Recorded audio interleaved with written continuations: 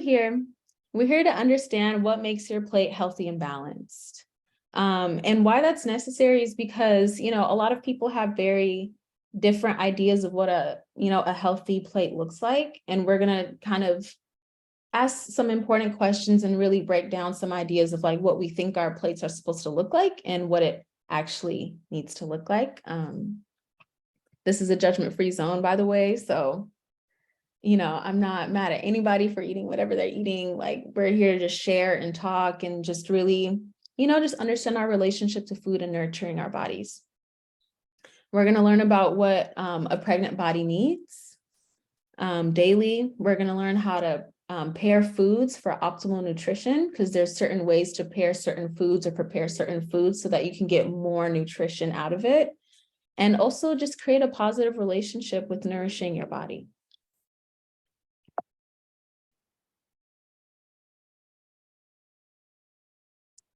So let's have a little discussion if folks don't mind getting on. So I did, even though I advertised this as a nutrition workshop, I did title my presentation a nourishment workshop, a prenatal nourishment workshop. And nourishment, by definition, if anyone wants to read the first bullet point, go ahead. I want to try to make this interactive because we're on Zoom. So nourishment is Bianca, where are you gonna go? It's okay, go ahead. Okay. Nourishment is the food or other substances necessary for growth, health, and good condition. Beautiful. So why do you think that I put that there and didn't just mention the food part, especially when it comes to pregnant folks? Just throwing that out there for anyone to just give their 2 cents in. Because there's other things that you can put in your body that can assist you along the way, herbs and like drinking certain teas and different things like that. Mm-hmm. Beautiful, right? Because food is just really one source of nourishing our body. There's so many ways. And for me, like, I'm such a holistic person. I don't just look at the one thing. I try to look at the big picture and all the components. I'm so sorry, y'all. And all the components that make up this picture. So if anyone wants to share, what does nourishing your body look like day to day? And even if you don't really have a certain regimen, what would you want your day to look like to care for yourself and to show up for yourself? Does anyone already have a routine that they want to share, or a routine that maybe they would like to have for themselves? I'll share my routine. Aside from trying to eat better, I do prenatal yoga, I walk, I meditate, whether it's hypnobirthing meditations or just regular meditations. I take baths and just try to stay in a calm, peaceful energy. Oh yeah, and then my boyfriend just told me, and I've been swimming lately. Oh, okay. As a good form of exercise. I'm just trying to make this labor and delivery process as easy as possible. I drink a lot of herbal teas, so like red raspberry leaf, nettle, and dandelion. Take sea moss, and yeah, I journal. Just try to stay in a good state of mind. Beautiful. Yes. So, right, that's the ideal, right? We would hope that we can do all these amazing things, like, just like you said, you're doing your bath, you're going on walks, you're swimming, you're getting, different herbs and things in your body, right? And I know some folks that, like, during pregnancy, they can't eat anything. They'll just throw everything up, right? And that's a certain kind of medical condition. And we might talk a little bit about that towards the end. But everyone has, very different experiences in pregnancy. So for the folks that can really hunker down and do all the things and have the energy to do it, it's really beautiful. It's really such a beautiful thing. And I'm still I'm not pregnant, and I'm working on my routine, because since becoming a birth worker, I've learned so much on how to just take care of my body. So I really do kind of try to eat like a pregnant person. We'll talk about what that looks like later. But yeah, thank you for sharing. Bianca, you have such a great regimen, so shout out to you. It's kind of better you. than mine. Just as a regular I feel like it's been my lifestyle prior to pregnancy, so it was kind of easy to incorporate it. It wasn't like I'm starting anything new really, except more so the swimming. So I think when you just have like a regimen in general, you can just, adapt and bring it to other areas of your life. Exactly. So especially for folks who are doulas or partners, right? Knowing these kinds of things are actually really beneficial so that you can those are things that you can do with your partner, or if you're a doula with your client, right? You can meditate with them, you can go on these walks, you can even go swimming together. For me, like, I like to be as hands-on and active as possible. So I'll go on walks with my clients, even we'll go to the beach. I'll really try to be as interactive and like, just all the things that I'm teaching y'all today, I apply for my clients. So it's something that's like really, really helpful and can even be an added service, something to make a little extra money with your packages. So think about that. We're gonna do a little activity, and if you have a piece of paper, you can take it out, or you can draw it on your phone if you can kind of draw on your phone, or just make a mental note. We can talk about it. But for this exercise specifically, we're going to draw 3 circles on a paper, and each circle represents breakfast, lunch, and dinner. And you're just going to portion out like how much, kind of like a pie chart, how much of protein, fat, carbs, veggies, like how much do you think you're getting in each meal? So I'll give folks, how much time do you all think you need for that? Like 5 minutes or less than that?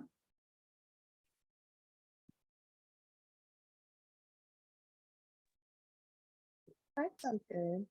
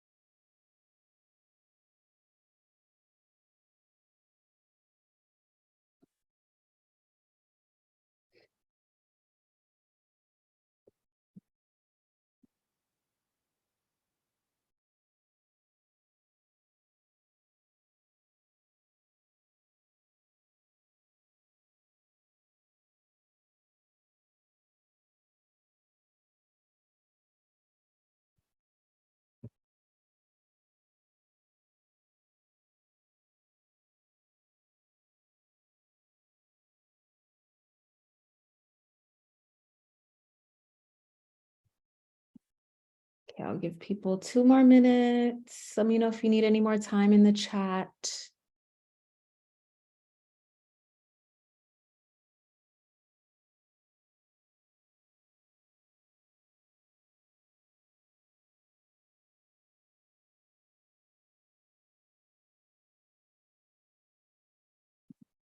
And while we wait for other people, if anyone's still needing some time, can I get a volunteer to share? Just want at least one person.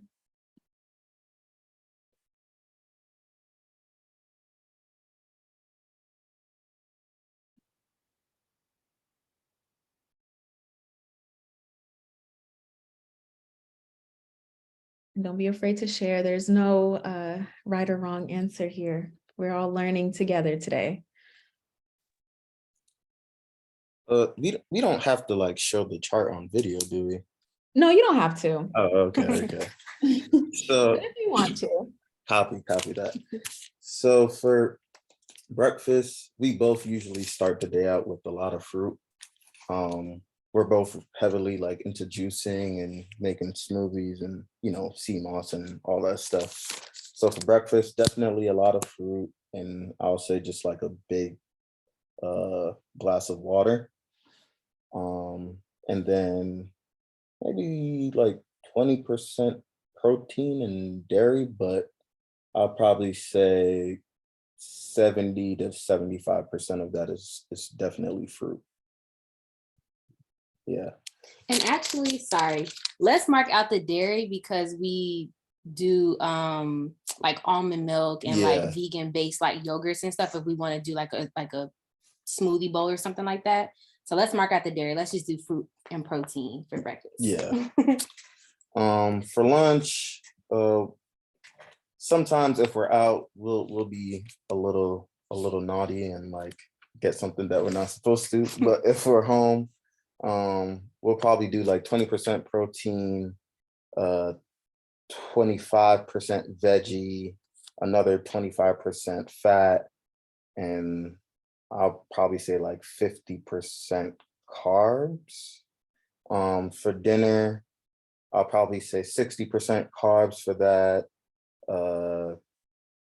Anywhere from 15 to 20% protein, 25% fat, and for veggies, 25% as well. Yeah. Okay. So for the most part, it's kind of consistent. Yeah, for the most part, yes. Okay. Thank you for sharing. Okay. So there's a reason why I had you all draw circles and try to figure out your plates. Oh wait. I'm going to skip this one. I'm going to come back to it. So based on the picture that y'all see, what your plate should look like or ideally look like, what are people noticing? Mostly veggies. And then like 25% protein and 25% carbs. Like 50% veggies. Mm-hmm.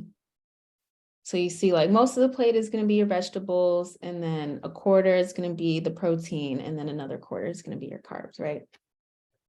So let me go back.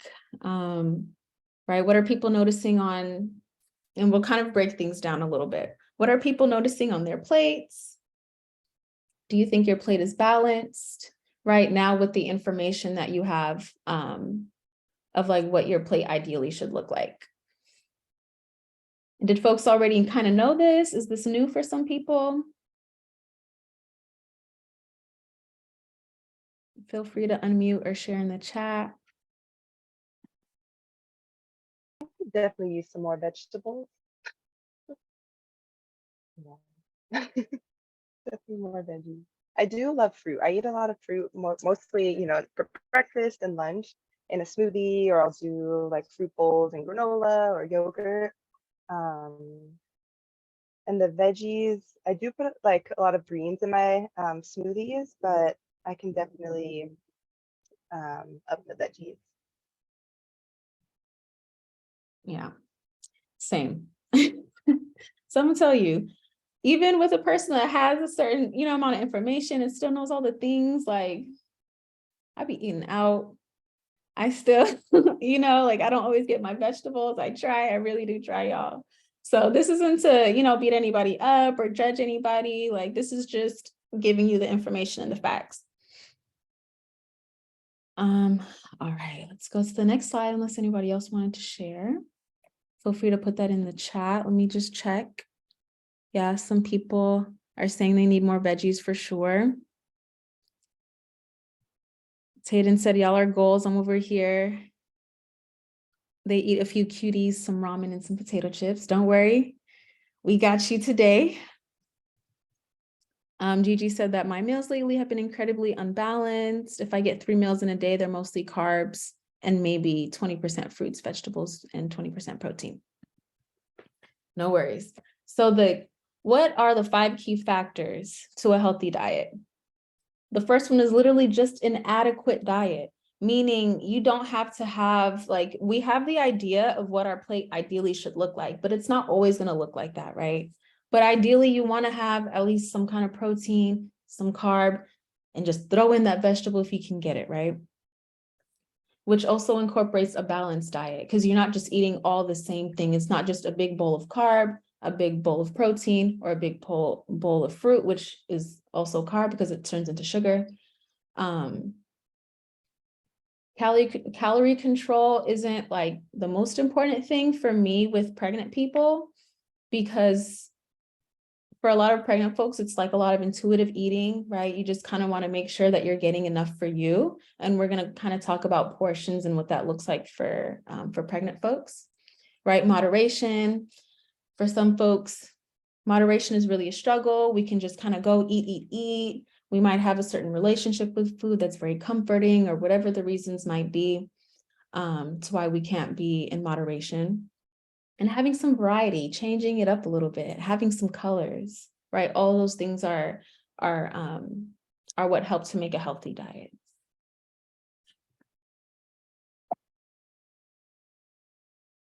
Does anyone have any questions so far? Okay. So daily needs, when it comes to water, who wants to read that first bullet point? Hydration, you need about 3 liters a day. 3 liters of water a day. How many of us are getting right? And this, remember, this is for pregnant people. But for me, I really do try to eat like a pregnant person and drink as much water like that a pregnant person needs. So does anyone know how much water is 3 liters?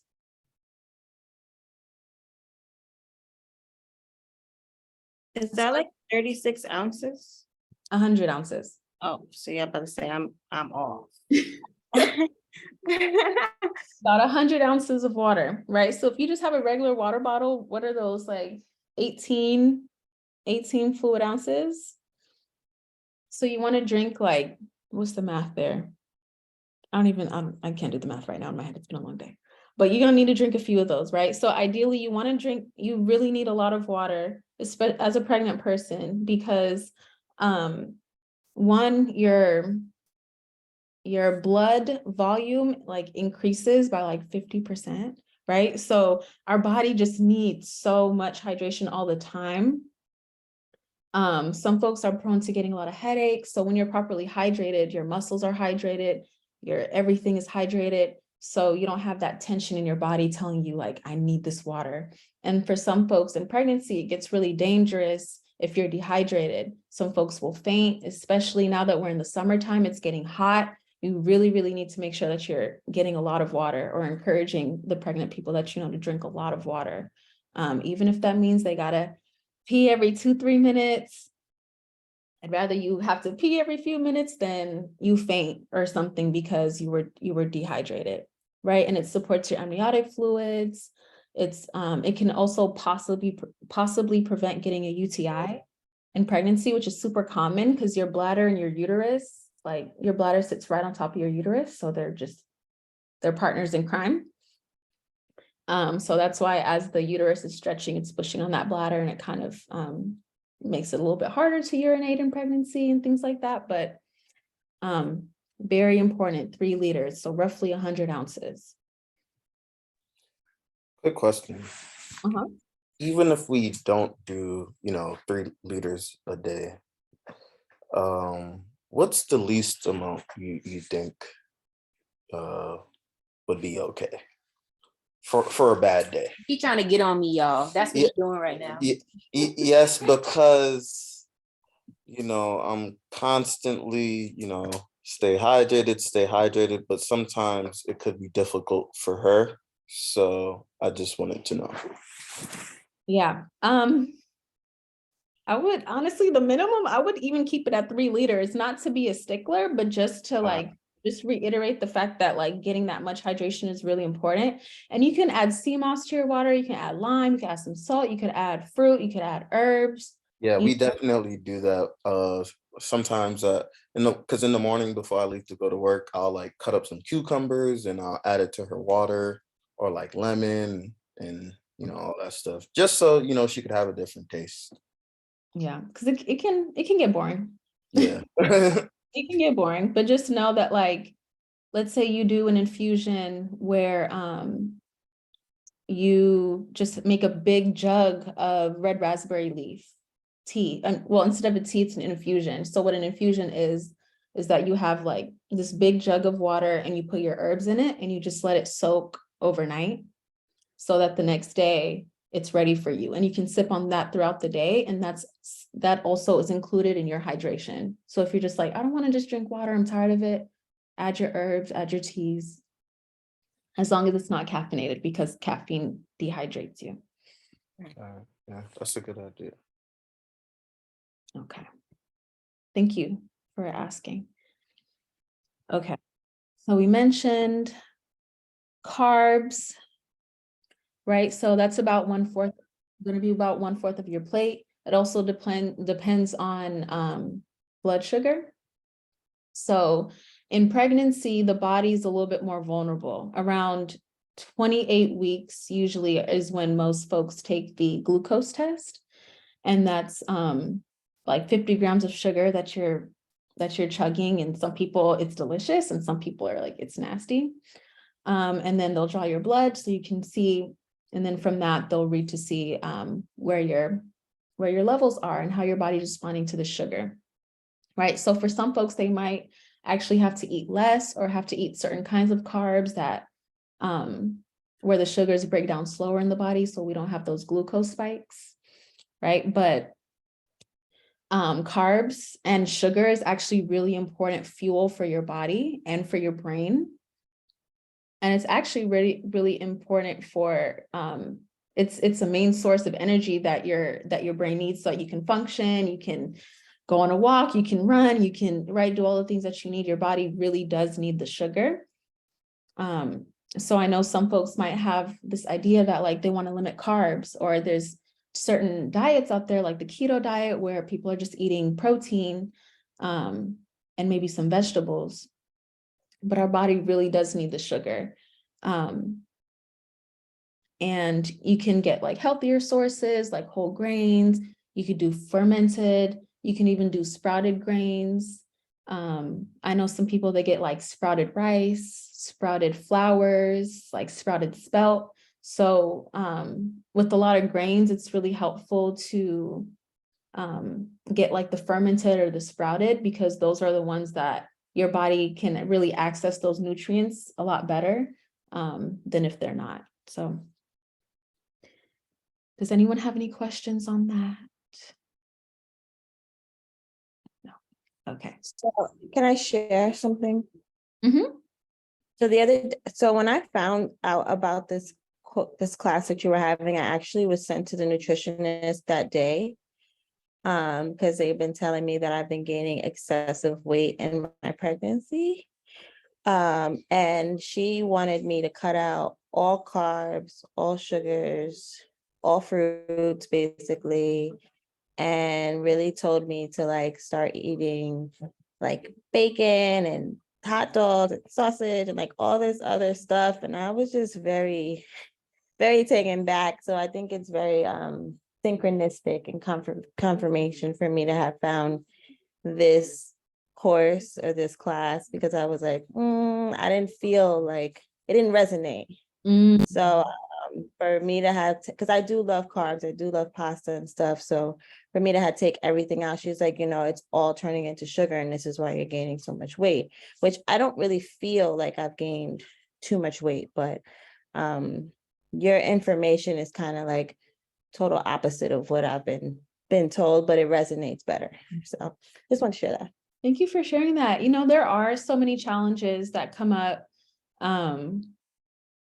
just in pregnancy with our providers. And when at the birth center I used to work at, we never weighed any of our clients.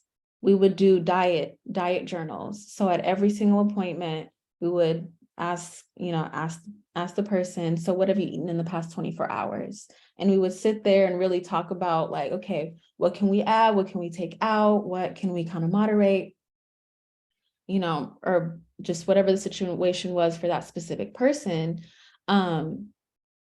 Because when it comes to pregnancy, like something I mentioned earlier, sometimes eating is intuitive for folks, right? So to kind of like remove your intuition from it and just be like, you have to not eat any carb, like that really, that's not actually helpful to folks. And that's not, Yeah, and I do smoothies like every day. I was doing smoothies every day. And she's like, you can't have a smoothie for the rest of your pregnancy. And I'm like, well, what about once a week? And she's like, absolutely not. And I'm like, so she asked me what I put in my smoothie, and I told her, and she said the only healthy thing was peanut butter because everything else was turning into sugar. Mhm. So, I mean, I've been doing less smoothies, but I'm not going to take them out of my diet completely. Yeah. And I feel like that's the important thing with nutrition is like, how do I make this work for me? Like, because at the end of the day, it has to be sustainable. It has to be something that you can do somewhat consistently, right? Like, you can't just not eat carbs every day. That's just not consistent or sustainable for most people. So thank you for sharing that, Bianca.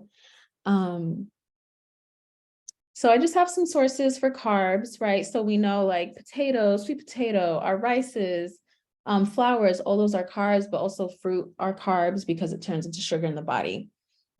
Does that mean that we just need to eliminate fruit from our diet just because it does that? No, because this is a different kind of sugar. It kind of, and different bodies are different. So some folks might have sugar spikes from an apple or from a banana, and someone else might not. It just really depends on the person's body. And something that some folks will do if they're really concerned is they'll buy a glucose monitor, and it's you can get it from like a CVS. And after your meal, about an hour after your meal, you'll just like prick your thumb, draw a little bit of blood to put on the glucose monitor, and it'll tell you the reading. So you'll know like how your body is responding to certain foods. So like, now you just know like what's going on and what what your body can tolerate and what it can't, and how you can kind of modify things for yourself.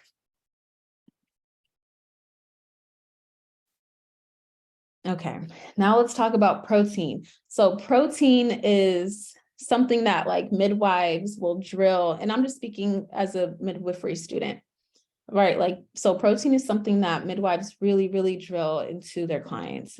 You need to be getting, pregnant folks need to be getting a minimum of 60 to 80 grams of protein daily, right? And one serving size is the size of your palm. So you want to be getting about 6 to 8 servings of protein every day. And so when you're looking at your plate, you can kind of just look at your hand. Some people might have small hands, big hands, whatever. Doesn't matter. You just know that the size of your palm is going to be roughly 1 serving for you, and you want to be getting 6 to 8 servings of protein. So the reason why protein is so important is because they are the building blocks of life. They help to repair and grow healthy cells. So just think of this growing baby that needs a lot of protein that you're going to be giving them to help grow and repair their own cells. It's going to help you build and maintain your own tissue and muscle mass. So if you're working out, right, you want to get a lot of protein to help build those muscles. It's going to support in a healthy weight gain. It's essential for extra blood production. So for folks that are just now coming on, I was sharing earlier that throughout your pregnancy, your blood volume increases by 50%. So your body needs a lot more nutrients to sustain itself. So this is when your protein really comes in. And it also helps to stabilize your blood sugar. Why that is really important is because if we just have a plate that's only carbs, then we're really just only giving our body sugar. And now we can have a whole bunch of glucose spikes, right? And for folks, how that can kind of show up long-term is when we start to see diabetes, we might see PCOS, right? All those things are happening to our bodies because of these imbalances that are happening because of the excess sugar. So when we're incorporating protein and we're getting the amount of protein that our body needs, it helps to minimize those blood sugar spikes. So your body doesn't have to try to sit here and figure things out and try to go back to normal, right? And the thing is with like these blood sugar spikes, it's not something that you'll really know is happening in your body. So pairing the protein is going to be something that can kind of give you that ease of mind of knowing like, okay, if I'm getting my protein, then more than likely I shouldn't really be having too high of spikes in my blood sugar. Does anyone have experience already taking the sugar test at 28 weeks? No? Okay. So different sources of protein. Oh, Bianca. I took mine. Sorry, guys. I took mine 3 weeks ago. I did the 1 hour one, and it came with diabetes was like 140 and over, and mine was 105. Oh, beautiful. But they still sent me to the nutritionist and said I was overweight. And I'm so sorry that they did that to you, because so I think it's a lot of fear mongering, you know, especially in the when it comes to Black women having babies. So yeah, part of it. especially because a lot of this information, right, they're not studying Black bodies, right, in a lot of these you know, in folks' trainings and stuff. So they're going to really get on certain people, right, especially Black folks, about like, okay, what is your diet like, and are you gaining all this weight, and da da da da da. I know people that have gained 30, 40 pounds in pregnancy and are completely healthy, completely fine. So it really depends on the person. So yeah, I was 103 pounds when I got pregnant, and now I'm 135. But they told me that if I gain more than 40 pounds, I'm prone to gestational diabetes, preeclampsia. And then they said in California, there's a couple hospitals that actually will deny you care if you gain 40 pounds or more. So like I said, I think it's a lot of fear mongering. Mm-hmm. Thank you for sharing that. So folks, other folks that are present, if you're a birth worker or a partner, understanding these things is really helpful so that you can be that support person, you can help advocate, right, in these moments where, you know, the doctor or the nurse or whoever that you're seeing is telling you like, oh, you're unhealthy because you're gaining weight, but they don't take the time to look at a diet diary or really understand like what your body specifically needs, right? Because maybe being 130 is just what your body needs to be, and maybe it needs to be 140 or 150, like, you know, maybe that's what your body needs, and that's totally fine. Yeah, I opted out of the glucose drink, and I decided to do the finger pricks instead. So I think that was for maybe 10 days. I'm not really sure. My son is almost 1 now. But it was very helpful because it forced me to keep that journal, the diet journal, and log what I was eating. And I did see the spikes, you know, at certain times of the day, or, you know, just when I wasn't able to get to a balanced meal. A balanced meal. And I decided to have cereal, honey bunches of oats, like how that affected my blood sugar, of course, naturally. But yeah, that was very helpful to be able to keep that journal, as you mentioned. Thank you for sharing that, Gigi. Yeah, it really is helpful. And I think it's really empowering because then folks can take more control, right? Because now you know, okay, if I eat this pasta, then, you know, I'm going to have this situation. But if I eat pasta with the salmon or, you know, whatever protein source, then, okay, I'm a little bit normal. Or maybe I can go on a walk after too. And I won't have dessert until I have like my dinner that's lots of protein, my little walk, and then I'll have some dessert, you know? There's ways to kind of modify things for yourself, right? So thank you. Thank you for sharing that, Gigi. So yeah, different protein sources. We already know meat, fish, eggs. I love broth, like chicken broth. I love bone broth as like good protein sources, and like they're very hearty, nutrient dense food sources. And they're just easy to get down, especially in pregnancy. If folks are having challenges, like it's something I recommend to a lot of my doula clients. Like just start off your day with some bone broth. If you just really can't stomach too much, just try some broth and see how your body responds to that. Tempeh, tofu, seafood, hemp seeds, lentils, beans, those are all great protein sources.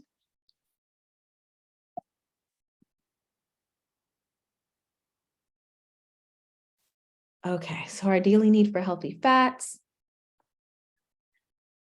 We need, so the reason why we need our fats is the fatty acids, which can come from coconut oil, which can come from flax seeds, avocado, fatty fish like salmon, is because our body cannot create this on its own. And so we need to consume it in order for our bodies to utilize it. And what their roles are is to help us absorb vitamins better, right? Like vitamin A, vitamin D, vitamin E, which all helps with the eyes, with our brains, with really everything in our body. Because like, you know, certain things are known for supporting our bodies in certain ways, but really everything works harmoniously together. So just making sure, right, that part of your meal, you just want to throw in some little healthy fat in there, maybe just a tablespoon of coconut oil if you can't do anything else. Yes, okay. So benefits of a balanced diet: healthy weight gain. It helps to prevent fatigue, morning sickness, nausea, and nausea, vomiting, and all those things. So for a lot of folks, the reason why, unless they have like a diagnosis, if they're just kind of like wake up and they're a little bit nauseous, or throughout the day you get nauseous, it's because your blood sugar is crashing and your body really needs to eat. So something that I tell my pregnant clients is to have a snack by your bedside, because you're already going to be waking up 2-3 times at night to go use the bathroom. So just have a little snack, preferably protein, but if it's a carb, whatever, like just get in what you can, and just keep it by your bedside and just snack on that throughout the night, so that when you wake up in the morning, you're not feeling so sick and so ill and like you have to throw up and all those things. That's something that actually I experience sometimes as a non-pregnant person. So it can really happen to anybody, but like in pregnancy, you're more drained, you're more exhausted, right? So all these things are happening in our bodies. We have to really make sure that we're really nurturing our bodies more often. Pregnant folks just need to snack a little bit more, graze a little bit more than the average person. It's going to help folks feel good and have more energy. It's going to help to grow your baby, grow their organs, healthy brain development for the baby, and help the baby like have a good little size to them too. I love the little chunky baby thigh. So other foods to be incorporating, right, especially for fiber, right, to help our body really, get everything out. Because I know some folks in pregnancy, they do have some troubles with constipation. And actually, sometimes if you're not eating enough food, you can get constipated because your body's trying to hold on to whatever it can. So again, reminding, your clients or the people around, the pregnant folks around you, to like try to eat consistently if they're having issues with constipation, right? Different fiber sources. We have vegetables, we have our greens, seeds, beans, fruits have fiber, avocados, almonds, chocolates, dark chocolate especially. Oatmeal is a great source. I love like some oatmeal, some eggs, and like some turkey bacon for my breakfast. And in my oatmeal, I like to add like flax seeds, hemp seeds, a little bit of coconut oil, sesame seeds, pumpkin seeds, right? To really just get as much nutrition that I can and adding as much protein as I can get.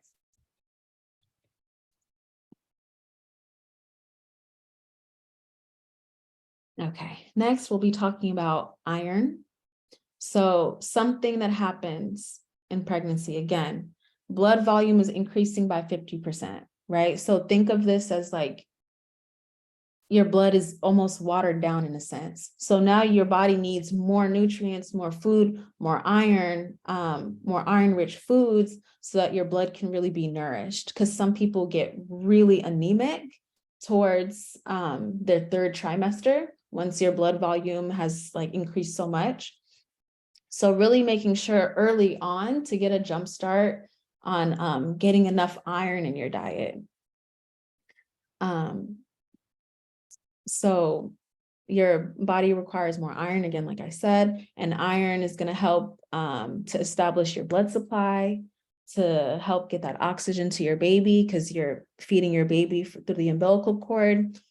It'll help give you more energy. So if you're noticing you might be eating, you might be going on walks and doing the things, but you're still tired, you may have low iron. So really making sure that you get your iron-rich foods is going to be really helpful. And folks that have like anxieties and depression in pregnancy, that might also be a sign of low iron. So I've known some folks who had these certain troubles of like low energy, depression, but don't have any, like didn't have a diagnosis for it. And so it's something that kind of happened throughout pregnancy. And when we checked their blood, we would do a CBC, a complete blood count, and we would notice certain levels were low. So then we would put them on iron, like food-based iron supplements, and also have them increase their, their food sources, iron-rich food sources, and then give them like a good 2-3 weeks and they're a brand new person. Their glow is back. They're in a good mood. Now they want to do things, right? So really getting in the right foods for your body is going to make a really big difference for your own just quality of life during pregnancy. Shortness of breath, dizziness, those are also signs of possible iron deficiency. B12 might be low in vegan folks, so just really making sure that you're supplementing with B12.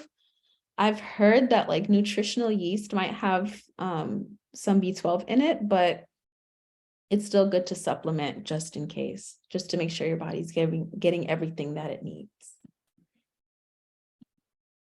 Oh, sorry, my screen. Okay. So iron sources, right? We talked about beans, legumes like kidney beans, black beans, peas, tofu, lentils, red meats and organ meats. I've really been trying to like eat liver, y'all. And I saw this recipe from Uganda. So I try to see how like just different cultures do different things. And they actually like make it taste good to where you don't really think that you're just eating liver and doesn't really have that strong taste. So I definitely encourage y'all to go on YouTube and look up Ugandan liver recipe and you'll see how they do it. And it's really something spectacular. And it also will help quickly bring up your iron if it's low. Sardines, eggs, ham, certain herbs like nettles and alfalfa are really going to help with that. So if you're low, you want to you can do an infusion. So remember, the infusion is just a big old jug of water, throw a whole bunch of herbs in there, let it sit overnight. The next day, just sip on your nettles and your alfalfa. Superb. Dried apricot, dried figs, raisins, prunes are all iron-rich sources. Your leafy greens, seaweeds, collards, amazing. Pumpkin seeds, pistachios, flax, sesame, blackstrap molasses is really, really great, right? So for like in the Black Southern tradition, right, a lot of our families be like, just take you a tablespoon of blackstrap molasses. I don't know if anybody has like a grandma or whoever that just be trying to feed them the molasses, but It's actually really, really good for your iron too. So you can even try to like make a little smoothie or something with the molasses and some pumpkin seeds and put some protein powder in there and just go crazy. Y'all could just, do however you want with it, and just give it to your pregnant folks and be like, here, just try this, see how you like it. You might trick them into, right, into eating something that's good for them that might be really tasty. Does this surprise anybody? These different iron sources of food? No? Okay. Great. Okay, so we're going to talk a little bit about supplementation as well. Because, right, as much as we really try to have a balanced diet, sometimes we're not just getting everything that we need. And so having a good prenatal supplement is really, really helpful. Some that I recommend are Ritual, Garden of Life. If anyone else has any recommendations, especially like food-based, feel free to share it in the chat. DHAs, that's an omega-3 that we really need, because again, like our bodies cannot create these fatty acids, so we need to make sure that we're intaking them. A good iron supplement, you want to check your prenatal. Some of them might have iron and all the things in there, but some might not, so you just really want to make sure. One that I like is called Hemeplex. And you want something that includes like all your B vitamins and preferably vitamin C as well. Vitamin D and magnesium. So a lot of folks in pregnancy will might have like random cramps. I remember like a lot of parents would share like they would get a random cramp in their leg. And so we were like, okay, that might be a sign that you need a little bit more magnesium. And we would have them get on a magnesium supplement. I really like this one called Calm because it's a powder. Just put it in your water. Okay, Gigi, you keep nodding your head like that. Like, you feeling me? I am. My midwife recommended that to me when I was pregnant as well. So yeah, it was helpful, especially with me falling asleep at night, and getting that sound sleep as well. As much a sound as it can be, while pregnant. Yes, thank you for that reminder. So getting that magnesium will also help with sleep. So if you do know any folks, your clients or friends, whoever, partners that are having trouble sleeping, the magnesium can help with that as well. You can even do a magnesium soak in the bathtub, get all nice and comfortable, and your body will absorb it that way as well. So just to reiterate, food is always the most beneficial way to get your nutrients, but we might need a little extra. So supplementation is always going to be a great added bonus, but you just don't want to replace a meal like, oh, I took my prenatal, so it's okay if I don't eat all the things that I need to be eating. Still eat all the things and get the added nutrients. Something I forgot to mention too about the iron is that in labor, right, in the immediate postpartum, you will have some bleeding, right? We don't know how much, it depends on the person, right? And then throughout postpartum, you are having bleeding because once the placenta it peels off the uterus. So let's say if you have a placenta about this big, which is almost the size of my face, you have a wound on your uterus that's that size, and you're bleeding from that. And that's also why the uterus has to contract and contract and contract in order to try to get that bleeding to stop. But why having enough iron is really important is because if you do end up losing even maybe a considerable amount of blood, then hopefully it'll be okay because you already did what you needed to do in terms of getting all the iron that you needed throughout pregnancy. So just think of it as like you need that extra storage. So because you will be losing some blood.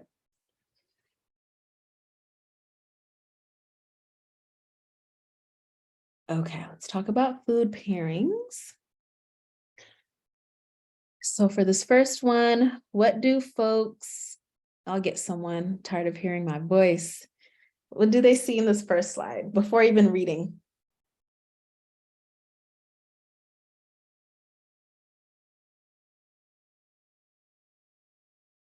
Or if you got to read, it's fine.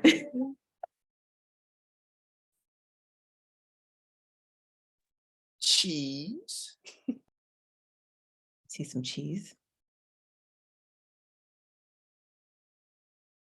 Okay, so pretty much, oops, I don't know if y'all can see the screen that I have. I have the chat open. Are y'all seeing that? Okay.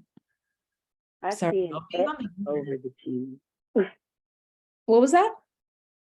I see an X over the cheese. So there's nothing wrong with dairy, but why I put that little is because if you are trying to get your iron up, right? Like if you're going to be pairing dairy with your iron-rich food, the dairy actually inhibits your iron absorption.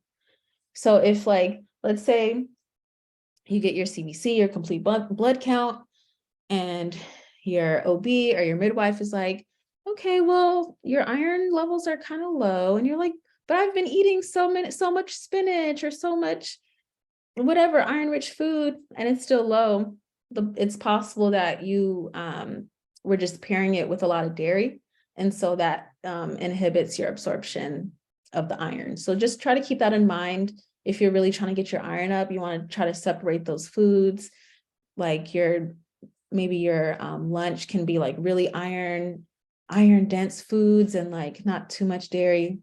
And then dinner, if you're like, all right, I love cheese, I love it in my pasta or whatever, you know, it's okay. At least you had that one meal of like really trying to get the iron going. And I'm just going to go back to the chat. Ashanti said that magnesium sprays are really helpful. She's heard. And that Floradix is a good iron supplement. Yes, I do like Floradix as well.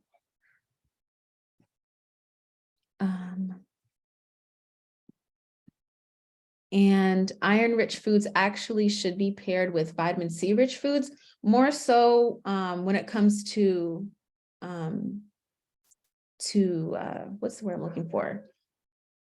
Like if it's not meat. So if it's not like your liver or your red meat, then you really, and it's like beans, lentils, you really want to make sure that you're pairing it with a vitamin C-rich food, because vitamin C-rich foods are going to help increase your iron absorption.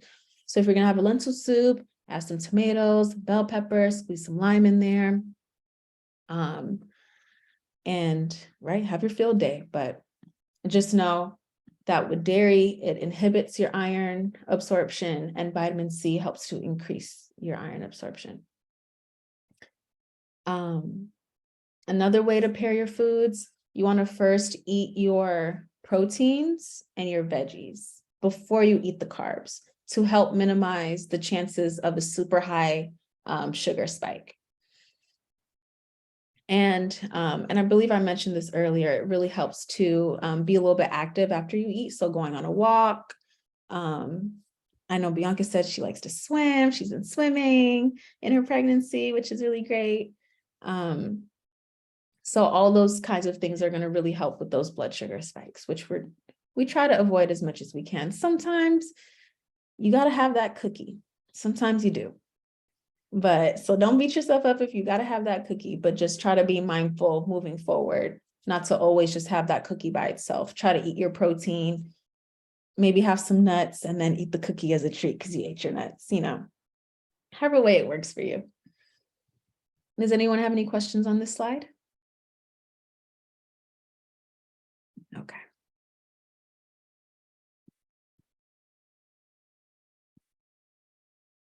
I'm trying to move the chat box. It's like covering my screen, so I'm sorry. Give me a second. So some meal day ideas. Feel free to take a picture of the slide because sometimes you really need some support in figuring out what you are going to eat. Sometimes how I like to do stuff is I try to think of the meals in my head. Maybe I'll write them down and then I'll go to the store and make sure I get everything that I need for the meals that I'm going to create for that week. So meal day idea for breakfast, you might have some oatmeals and some eggs, or some eggs and potatoes and some greens, some grits, some salmon croquette. Well, that's my favorite combination, grits and salmon croquette. Ooh, y'all. You can make regular pancakes. You can try to make it a protein pancake, some zucchini, some sweet potatoes. And I added yesterday's dinner just because breakfast doesn't always have to be breakfast food. It could be leftovers from the night before. Sometimes I'll have soup as my breakfast, right? Just because I'm like, okay, I can get this in. This is easy. Just reheat it and keep it pushing. I do not try to make things harder for myself. And then a snack. So a snack, especially something more protein rich, is a yogurt. I know with vegan yogurts, it's a little bit harder to get the protein in. So topping it off with some hemp seeds, different nuts and things like that is going to be really helpful. Hummus, some like peanut butter with your apple or celery, if folks feel that. A snack can be a protein smoothie. I didn't put that as your breakfast because I really want you to like focus on like really getting quality nutrition and not replacing your meal with a protein smoothie. And that could just be a snack for later.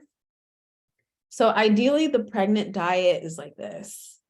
You have your breakfast and then you have a snack. Then you get your lunch and you have a snack. And then you have a dinner and then you have a snack. And then keep a little snack by the bedside.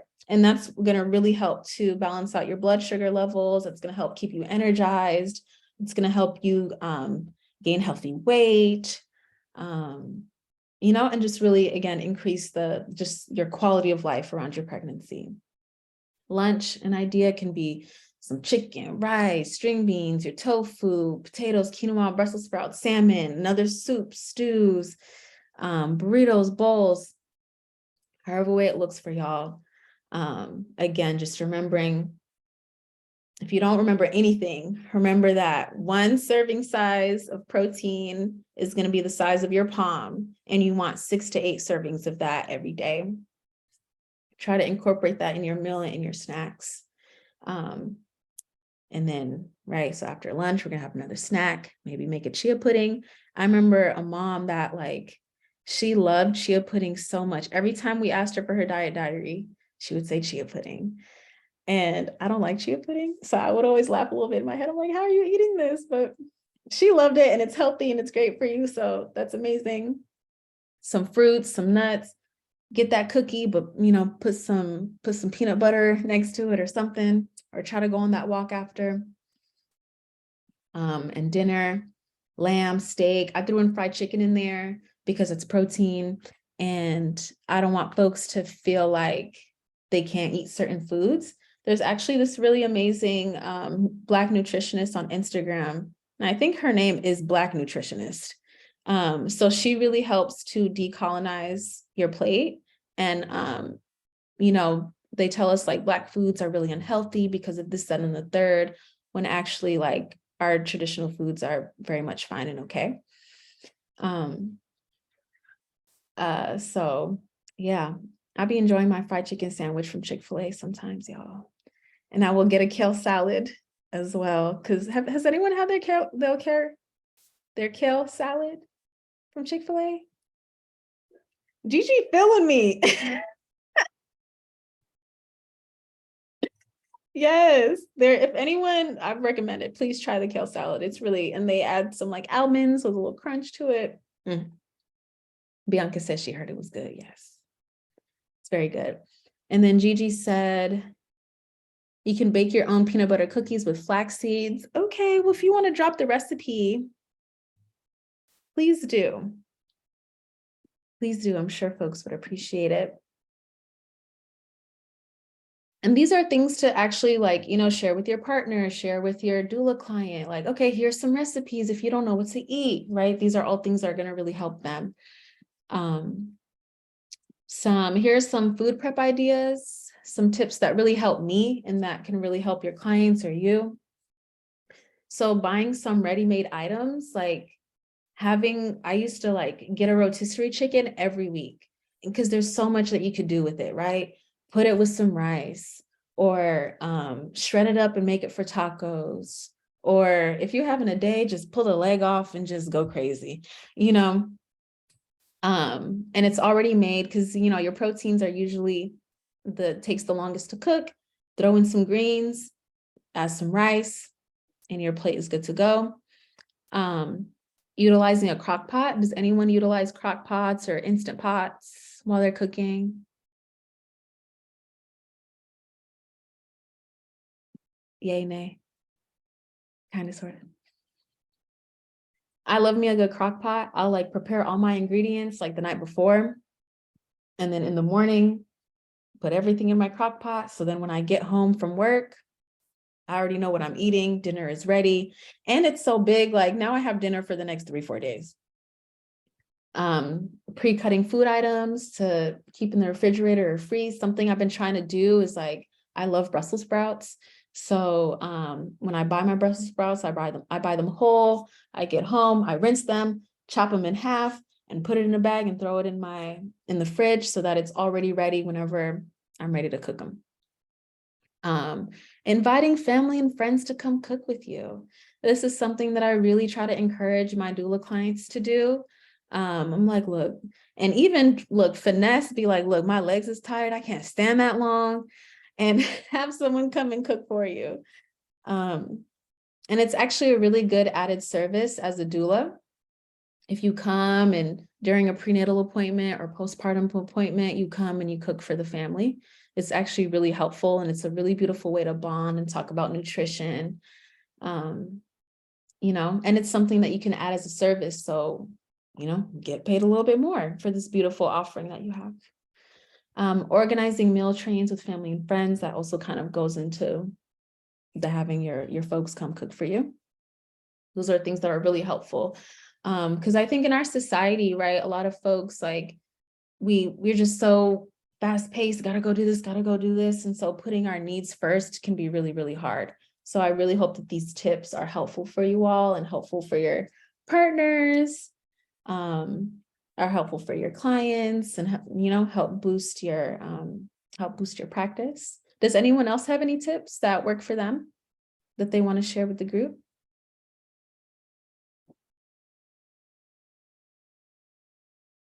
Bianca said that she has a crock pot that she never uses it.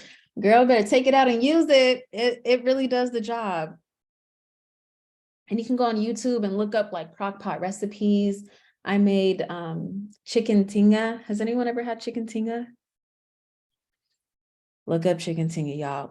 It's so good. So you get the chicken, you put it in there, you add onion, you add all these different seasonings, cumin, salt, chipotle peppers, chili powder, all these things. You let it marinate in there for a few hours, shred it up, let it marinate again, put it on like a tostada. You can make it into a burrito. Y'all, it is so your crock pot is really your best friend. And Ashanti says that she needs a bigger crock pot. She bought a small one. Look, use what you got. Use what you got. It's all helpful. Okay. Does anyone have anything to share before I move on to the next slide? Okay. So again, this is not to scare anybody. I don't want to do any fear mongering or anything. For the sake of time, I'm just going to jump into the risks, because typically I would ask you all, what do you think are the risks of not eating? But some of the risks of not eating, right? One, the obvious thing is you're just not going to be getting the nutrients that you need in your day, right? Which especially, right, when you're pregnant, your body needs so much more than the average person. So it's really important to be getting everything that you need. The risks also include feeling depressed, feeling really depleted and tired, the dizziness and the fainting. You might have constipation. You might be very irritable and have mood swings, might get anemic, hair might start falling out. Your immune system might be compromised because you're not getting the nutrients that you need for your body to fight stuff off. And not getting enough protein can also make you at an increased risk for infection, because that protein is in charge of helping with your cells, helping you build healthy cells. And also the biggest risk is having a really small baby for their gestational age or having poor fetal growth. So you really want to make sure that your clients or your partner, whoever is getting enough nutrients and enough food throughout their pregnancy consistently. It's okay if you have a bad day or things are a little bit off, but if it's consistently not getting what you need, definitely time to reassess and support however way you can so that you can make sure that your client, friend, partner is getting the nutrients that they need. And sometimes what I do, I'll just make something and give it to a person. Be like, look, here, take this and eat it, please. Like, I know you've been having a hard time. Let me make it a little bit easier for you.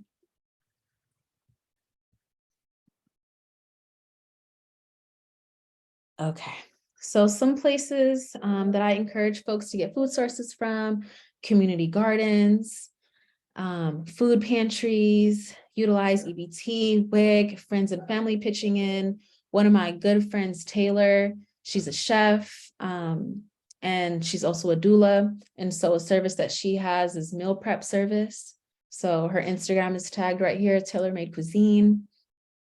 There's outdoor community fridges, connecting with other birthing people organizations that might know of different food resources is really supportive. I have a garden in my backyard and I grow plenty of like veggies and things. And right now I'm working on just trying to share it and distribute it to community because it's just too much for myself. So something I encourage folks is like, you can have a small little pot and just grow stuff and you'll be surprised with how much you can grow in a very small space and distribute that to friends, family, loved ones. A book that I highly recommend too for prenatal nutrition is called Real Food for Pregnancy by Lily Nichols. So that'll really help because this is kind of an introductory kind of class, but her book really helps you dig in a little bit deeper if you really want to know more information.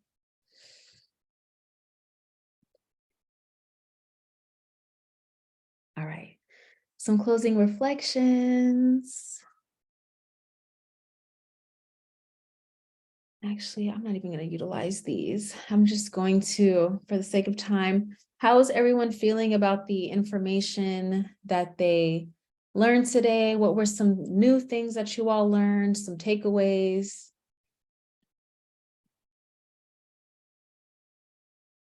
I'm feeling super, oh, sorry. Oh, no, you're fine. I was just going to stop the share, stop the recording so folks can feel comfortable. But yeah, go ahead. Oh, okay, sorry. I'm feeling super grateful.